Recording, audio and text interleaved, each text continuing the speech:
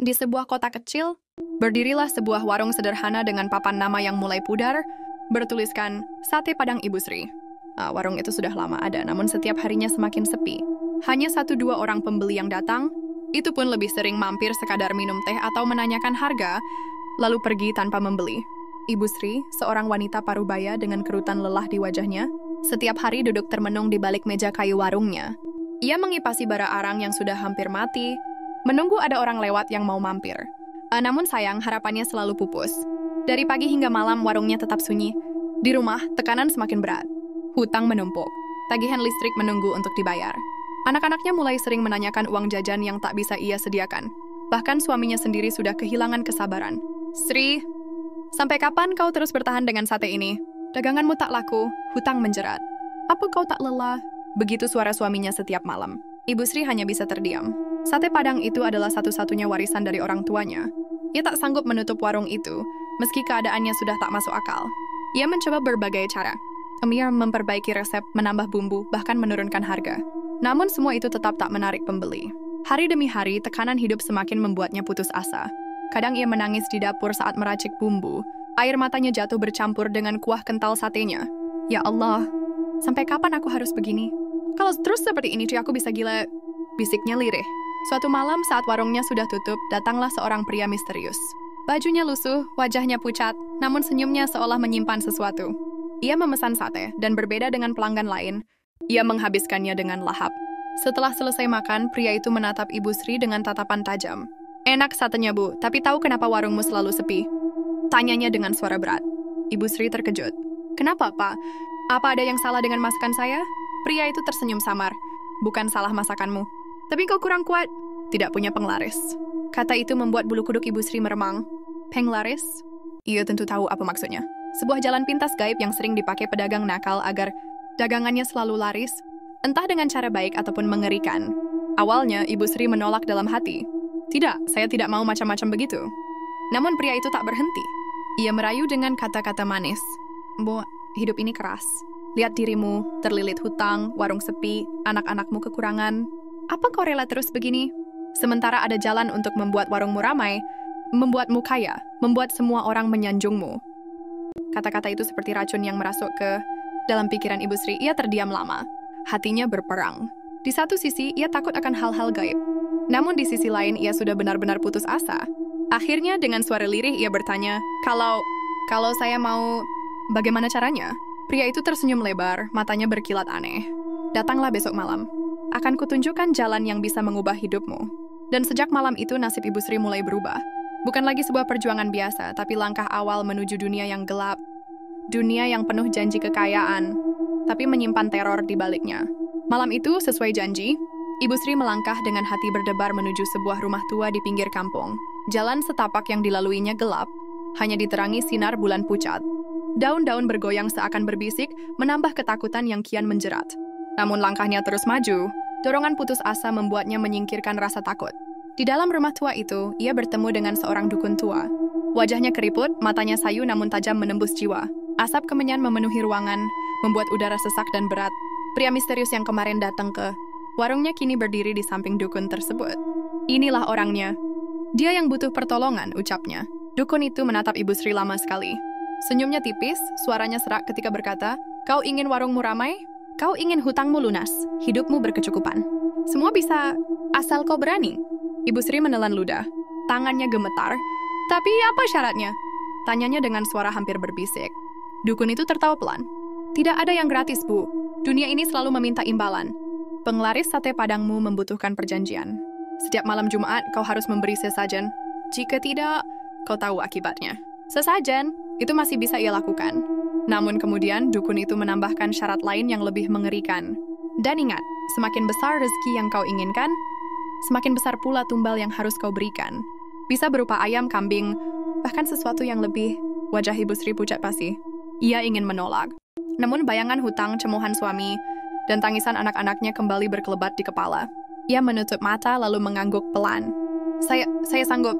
Ritual pun dimulai. Lilin-lilin hitam menyala. Mantra-mantra berbahasa asing yang tak dipahami Ibu Sri menggema, kemenyan semakin pekat. Lalu dukun itu menyayat jarinya, meneteskan darah ke dalam mangkuk berisi kuah sate. Ibu Sri diminta meminum sedikit sebagai tanda ikatan. Dengan tangan gemetar ia melakukannya. Saat cairan itu menyentuh lidahnya, tubuhnya bergetar, dan dari ujung mata ia melihat bayangan hitam besar melintas di sudut ruangan. Malam itu sesuatu sudah berubah. Keesokan harinya, warung sate Padang Ibu Sri yang biasanya sepi, tiba-tiba dipenuhi pembeli. Dari pagi hingga larut malam orang berdatangan tanpa henti. Meja-meja penuh, aroma sate menyebar hingga jalan. Orang-orang bahkan rela mengantre panjang hanya untuk mencicipi satenya. Uang pun mengalir deras. Dalam sehari, hasil jualannya bisa menutup hutang yang selama ini menjerat. Ibu Sri takjub, hampir tak percaya. Ia tersenyum lega seolah semua masalah telah hilang. Namun kebahagiaan itu tidak berlangsung lama. Malam-malamnya berubah mencekam.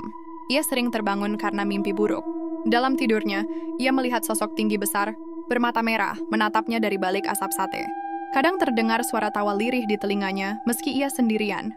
Bahkan di warungnya, setelah tutup, bayangan hitam sering terlihat melintas di sudut ruangan. Panci kuah sate kadang berguncang sendiri, seakan ada yang mengaduk dari dalam. Ibu Sri mulai gelisah. Namun setiap kali ia takut, ia kembali menenangkan diri. Tak apa, yang penting warungku ramai. Semua baik-baik saja, katanya meski hatinya bergetar. Ia belum sadar bahwa semua keajaiban yang ia nikmati hanyalah semu. Semua itu adalah bayangan manis dari sebuah perjanjian terlarang. Dan harga yang harus ia bayar akan jauh lebih mengerikan dari yang ia bayangkan. Hari-hari berlalu, warung sate Padang milik Ibu Sri semakin ramai. Setiap malam uang menumpuk di laci kayu. Suaminya heran sekaligus bahagia. Anak-anaknya pun kini bisa mendapat uang jajan lebih. Dari luar, kehidupan keluarga Ibu Sri tampak jauh lebih baik. Namun di balik semua itu, ada kegelapan yang terus membayanginya. Awalnya, syarat yang diminta terasa ringan. Sesajen berupa kembang, dupa, dan sesedekali ayam hitam ia letakkan di dapur warungnya setiap malam. Jumat, ia lakukan dengan patuh, meski hatinya penuh was-was. Tapi makin lama, tuntutan itu berubah. Suatu malam ketika ia menaruh sesajen, angin berhembus kencang meski semua pintu tertutup rapat. Api lilin bergoyang liar. Lalu terdengar suara berat berbisik di telinganya. Kurang, aku butuh lebih. Ibu Sri tersentak. Suaranya jelas sekali, membuat bulu kuduknya berdiri. Esok harinya, ia mendatangi dukun yang dulu memperantarai perjanjian itu. Dengan wajah pucat, ia bertanya, kenapa? Kenapa makhluk itu meminta lebih? Dukun itu tersenyum samar. Kau ingin warungmu tetap ramai, bukan? Kau ingin uang terus mengalir? Maka berikan apa yang ia mau. Kalau hanya ayam tidak akan cukup lagi. Ibu Sri tercekat. Maksudnya, esensi manusia, jawab sang dukun datar. Energi kehidupan bisa dari siapa saja. Orang terdekatmu atau orang asing yang kebetulan datang. Wajah Ibu Sri langsung pucat pasi. Ia tak pernah membayangkan sampai sejauh ini. Namun sejak malam itu, teror semakin menjadi-jadi. Setiap kali ia menutup warung, suara-suara aneh terdengar dari dapur. Panci kuah berguncang sendiri, sendok kayu beradu, dan dari sudut ruangan tampak bayangan tinggi besar memandangi dirinya. Tidurnya pun tak pernah tenang. Ia selalu dihantui mimpi yang sama. Melihat suami atau anak-anaknya terikat di dapur warung, tubuh mereka mendidih dalam kuah sate, sementara sosok hitam raksasa menyantapnya dengan lahap. Ibu Sri terbangun dengan keringat dingin, tubuhnya gemetar, jantungnya berdegup kencang, rasa takut mulai menguasainya. Ia berusaha tidak mengurangi porsi ritual, berharap bisa berhenti pelan-pelan. Namun begitu ia mencoba, efeknya langsung terasa. Warungnya tiba-tiba sepi, bahkan lebih sepi dari sebelum ia melakukan pesugihan. Pembeli yang biasanya mengantri kini tak ada satupun yang datang. Sate yang ia bakar gosong, kuah yang ia racik terasa hambar. Dan malam itu teror paling mengerikan datang. Saat ia membereskan piring-piring kotor, tiba-tiba terdengar suara tangisan anak kecil dari dapur. Ia berlari, namun mendapati dapurnya kosong.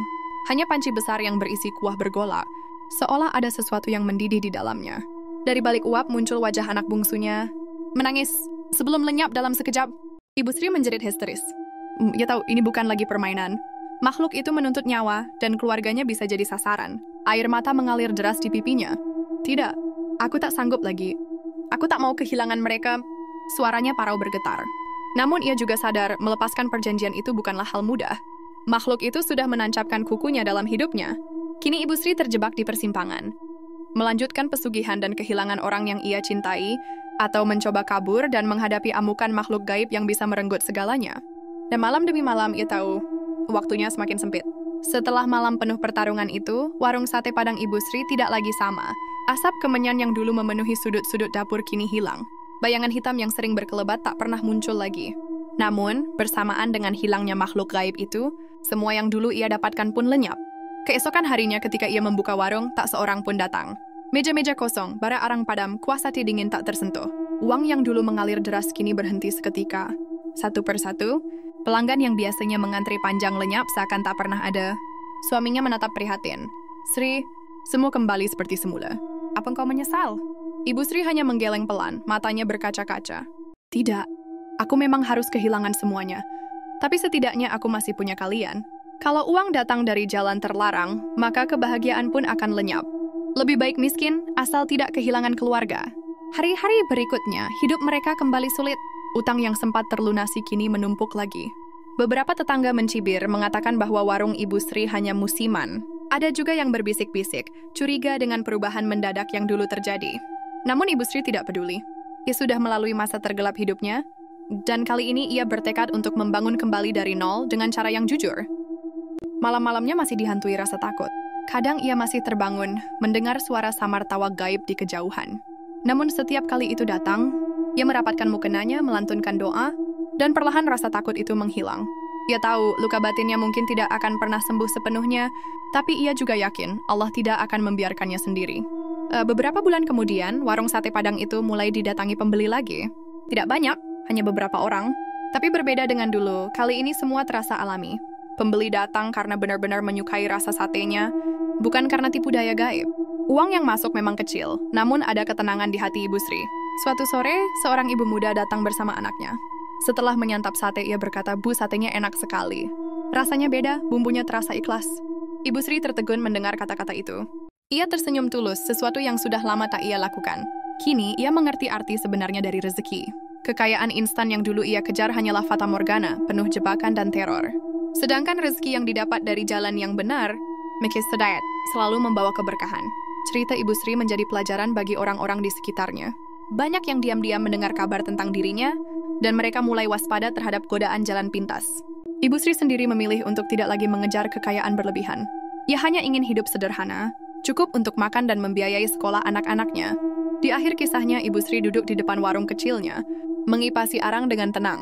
Wajahnya mungkin masih menyimpan lelah, tapi kali ini ada cahaya di matanya. Cahaya seorang perempuan yang telah selamat dari jeratan pesugihan, dan yang kini lebih menghargai arti kehidupan. Ia berbisik lirih sambil menatap langit senja. "Ya Allah, terima kasih telah menyelamatkanku. Aku rela miskin asal jangan pernah lagi Kau jauhkan aku dari jalanmu." Dan begitulah warung sate Padang Ibu Sri berdiri kembali.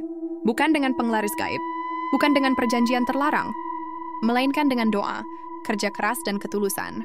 Kisahnya menjadi peringatan bahwa setiap jalan pintas menuju kekayaan selalu ada harga mengerikan yang harus dibayar.